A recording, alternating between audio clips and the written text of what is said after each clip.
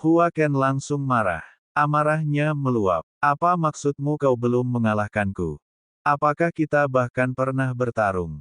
Dia bisa menerima hal-hal lain, bahkan mengabaikan Hua Ken, tetapi mengatakan bahwa dia lebih rendah dari siapapun tidak dapat diterima. Tidak, ayo bertarung sekarang. Ye Beijin berkata tanpa takut, tatapannya tertuju pada Hua Ken yang sombong. Aku tidak menyimpan dendam padamu, dan aku juga tidak ingin bertarung dengan seorang wanita. Jangan membuat masalah di sini. Meskipun kita belum bertarung, itu karena kau tahu kau mungkin tidak bisa mengalahkanku. Jangan berpikir aku tidak tahu apa yang kau takuti. Ye Beijin menyilangkan tangannya, dagunya sedikit terangkat, dan berkata dengan angkuh. Pada saat ini, energi pedang abu-abu di atas kepala Xiao Yan perlahan menghilang. Dia menarik napas dalam-dalam, dan lukanya sembuh dengan cepat. Melihat keduanya berbicara di udara, Hua Ken berkata dengan wajah muram, biarkan dia meletakkan ujian alam ilahi 9 langit 9 alam bawah mendalam, dan aku akan memaafkan dan melupakan, membiarkannya pergi. Dia secara bersamaan menatap Xiao Yan. Di mana klon roh purbaku? Xiao Yan tetap tidak rendah hati maupun sombong. Dia mengakui bahwa saat ini dia tidak mampu melawan Hua Ken, dan dia bahkan merasa bahwa Hua Ken sengaja menciptakan konflik dengannya, terutama barusan. Pedang yang turun tiba-tiba berhenti, jika pedang itu mendarat, Xiao Yan akan menghadapi kematian yang hampir pasti, dengan satu-satunya yang mungkin selamat adalah Dewa Abadi. Murka Akhirni mungkin memberinya secercah harapan. Tetapi tanpa mengaktifkannya, Xiao Yan tidak dapat memblokir pedang itu, dan kematian hampir pasti. Lebih jauh lagi, Ye, yang belum bergerak, tampaknya telah melihat rencana Hua Ken, jelas ingin menjalin ikatan karma dengannya. Kau tidak ingin membunuhku karena kau ingin menggunakanku untuk menerobos dan mengembalikan klonku kepadaku. Apapun yang kau inginkan, akan kuberikan. Xiao Yan dengan berani menyuarakan dugaannya. Pertama kali dia tidak membunuh klonnya, menginginkan garis keturunan roh purba adalah salah satu alasannya, tetapi niat sebenarnya. Kebenaran telah terungkap, tetapi Xiao Yan tidak bereaksi tepat waktu karena kontak awal mereka. Fakta bahwa dia tidak membunuh klonnya memperjelas niatnya.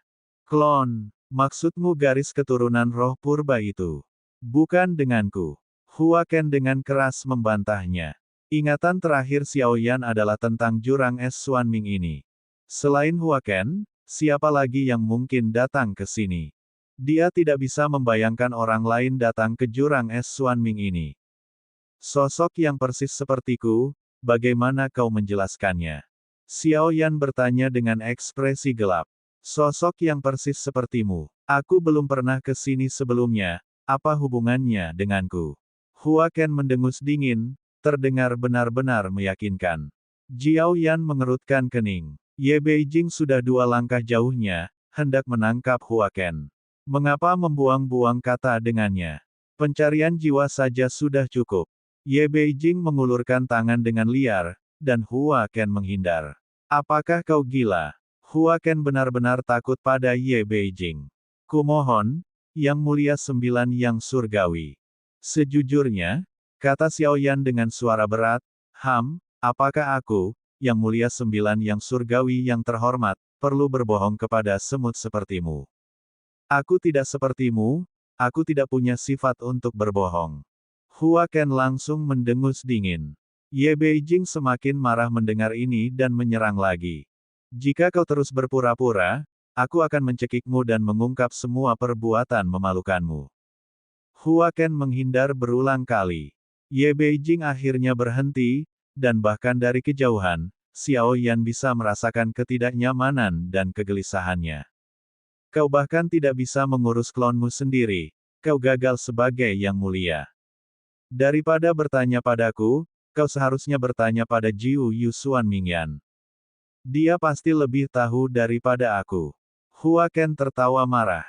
Jelas ada seorang guru di sini, namun dia bersikeras bertanya padanya, menyalahkan Hua Ken sejak awal.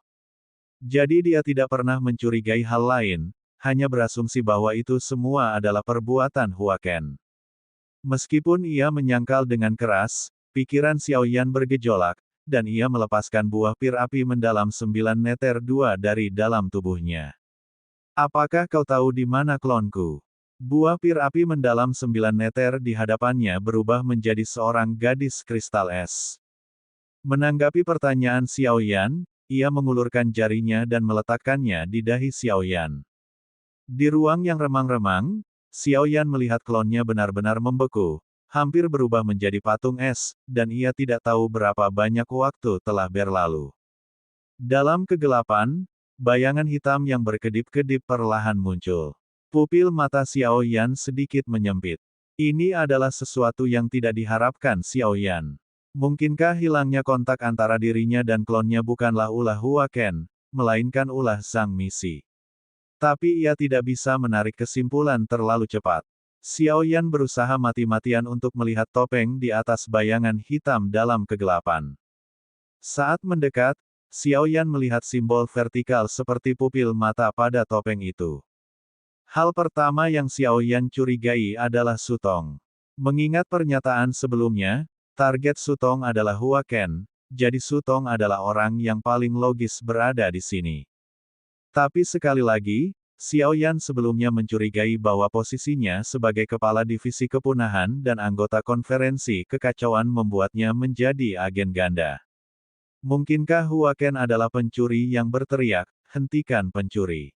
Seperti dirinya, apakah Raja Serigala Xiao Yan yang melakukan ini? Ye Beijing bertanya, memang, ini bukan perbuatan yang mulia 9 yang surgawi, tetapi klonku seharusnya tidak meninggalkan alam ilahi 9 langit. Jika tidak yang mulia 9 yang surgawi pasti akan tahu, karena lokasi orang yang diperbudak seharusnya diketahui oleh yang mulia surgawi. Tatapan Xiao Yan tertuju pada Hua Ken. Tanda budak pedang tidak bisa dihapus. Apakah dia sengaja mempermainkannya di sini? Itu masalah lain. Perbudakanku tidak abadi. Hanya karena kau tidak bisa menghapusnya bukan berarti orang lain tidak bisa. Hua Ken sepertinya lupa telinga Ye Beijing sakit.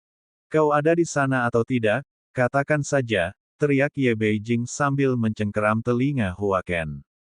Hua Ken segera mengibaskan lengan bajunya, melepaskan beberapa energi pedang. Aku tidak tahan dengan penghinaan terang-terangan wanita ini. Dia mencari kematian. Hua Ken meraung, bahkan menyerang Ye Beijing. Xiao Yan tidak menghentikannya. Ye Beijing membantunya. Tanpa Ye Beijing, Hua Ken tidak akan mengatakan yang sebenarnya kepadanya. Jangan berpikir kau begitu kuat sehingga bisa menindas Lang Junku.